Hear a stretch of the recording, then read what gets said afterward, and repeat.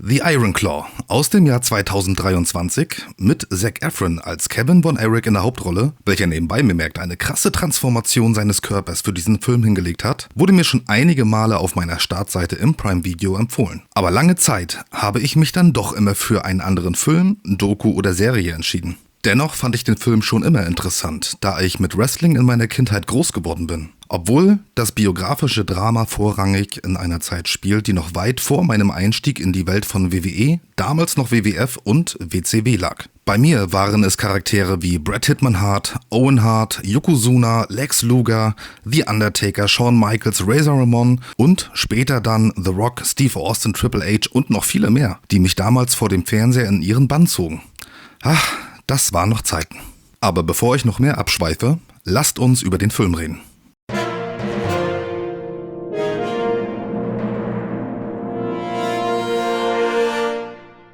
Und damit willkommen zurück bei eurem Binger. An dieser Stelle als erstes vorweg, nein, es ist kein purer Wrestling-Film. Es gibt zwar unweigerlich Szenen, die im Ring stattfinden, doch diese halten sich in Grenzen. Die Story der Familie steht ganz klar im Vordergrund. Eine kleine Spoilerwarnung möchte ich vorsichtshalber aussprechen, obwohl ich versuchen werde, die Kernelemente des Films nicht zu erwähnen. Wer also noch vorhat, The Iron Claw zu schauen, schaltet nun lieber ab.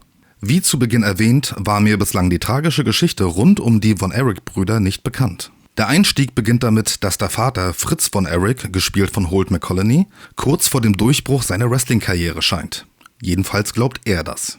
Wir sehen ein Match von ihm, in dem er mit seinem markanten Finisher und gleichzeitig Namensgeber des Films, The Iron Claw, den Sieg erringt. Nach der Veranstaltung wird er von Ehefrau Doris sowie seinen beiden Söhnen Kevin und David freudig in Empfang genommen. Diese Stimmung kippt dann aber schnell, als er gleichzeitig das nagelneue Auto der Familie präsentiert und über seine Absicht redet, ein Haus zu kaufen, statt weiterhin in einem Wohnwagen zu leben. Doris ist davon alles andere als begeistert, da die Finanzen der Familie solche Anschaffungen nicht ermöglichen.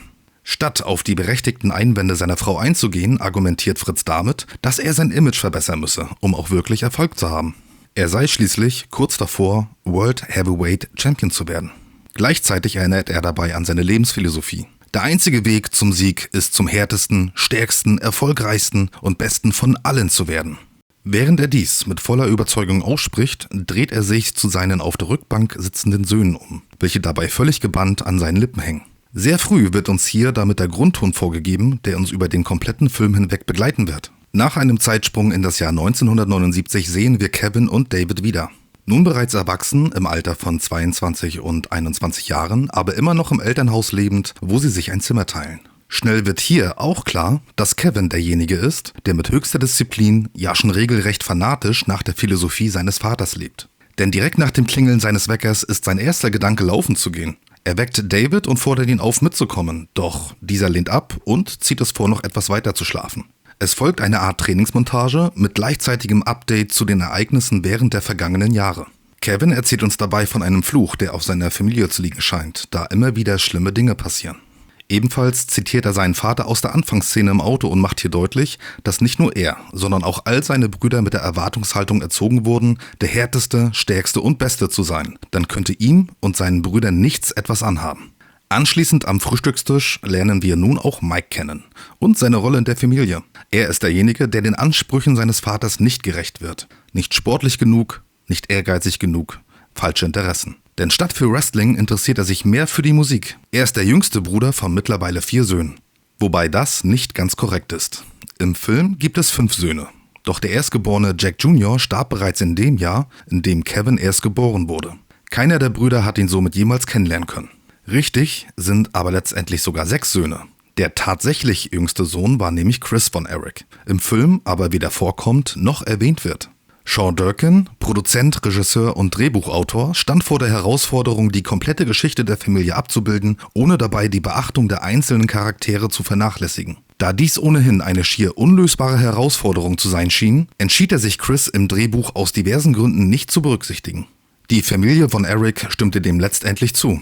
Wobei ich persönlich auch gerne Chris im Film gesehen hätte. Zumal dessen schicksalhafter Weg eine komplett eigene Tragik mit sich bringt. Denn ob man am Ende auf eine Länge von 2 Stunden oder 2,5 bis 3 Stunden kommt, macht nun wirklich keinen großen Unterschied in meinen Augen. Das mag zwar kein passendes Beispiel sein, aber Der mit dem Wolf tanzt aus dem Jahr 1990 kommt auf beinahe 4 Stunden und räumte dennoch 7 Oscars ab. Die Geschichte von ihm, welche wir im Film leider nicht zu sehen oder zu hören bekommen, daher kurz zusammengefasst. Chris wollte noch mehr ein Wrestlingstar sein als seine Brüder.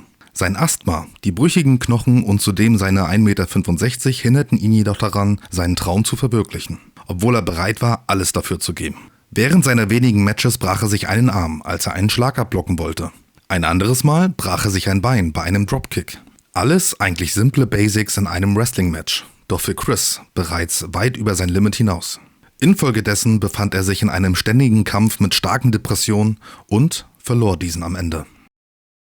Kommen wir zurück zum Film. Sofort wird uns die Hierarchie unter den Brüdern deutlich gemacht. Kevin ist scheinbar der ehrgeizigste und gilt daher für seinen Vater als Favorit auf den World Heavyweight Champion Titel.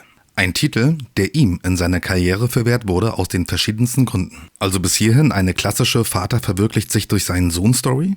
Weit gefehlt. Das könnte nur maximal eine Beschreibung des Films sein, denn dieser hat noch so viel mehr zu bieten.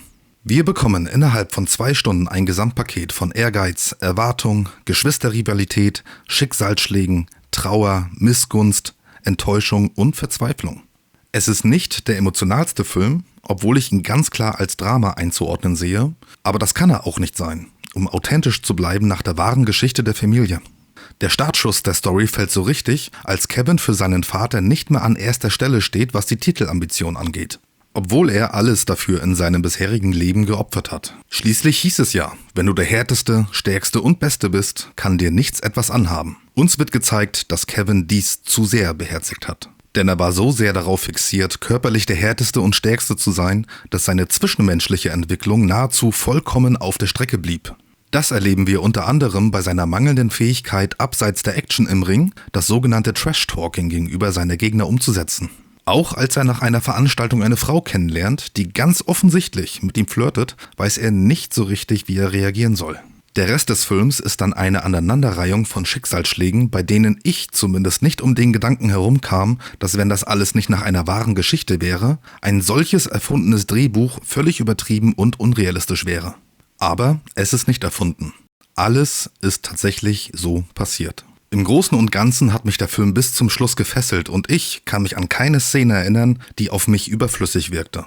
Was nicht zuletzt auf das insgesamt gute Pacing zurückzuführen ist. Insgesamt gebe ich daher The Iron Claw einen von 2 Binger-Daumen nach oben und spreche eine klare Empfehlung für jeden aus, der ihn noch nicht gesehen und dem Drama-Genre nicht abgeneigt ist. Und ich muss hier auch nochmal erwähnen, dass man definitiv kein Wrestling-Fan sein muss, um sich in der Handlung zurechtzufinden. Für 2 Daumen nach oben hat es nur knapp nicht gereicht, da mir im Nachhinein aufgrund anschließender Recherche die Story um Chris gefehlt hat. Und ich glaube, dass dem Film generell noch die ein oder andere Minute länger gut getan hätte. Denn es passiert wirklich viel. Sehr viel. Das soll es aber an dieser Stelle von mir gewesen sein. Nun seid ihr dran. Was war euer Eindruck von The Iron Claw? Schreibt es mir in die Kommentare. Und wenn euch das Video gefallen hat, Like und, falls ihr neu seid, Abo nicht vergessen. Bis zum nächsten Mal.